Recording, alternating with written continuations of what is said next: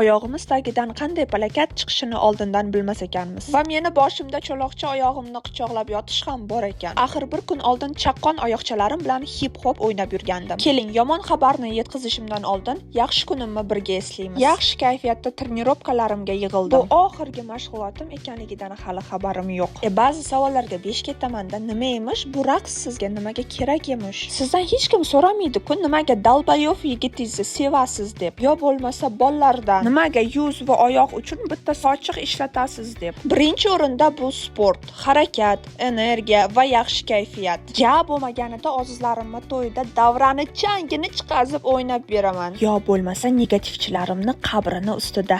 Hazillarimga bormanda.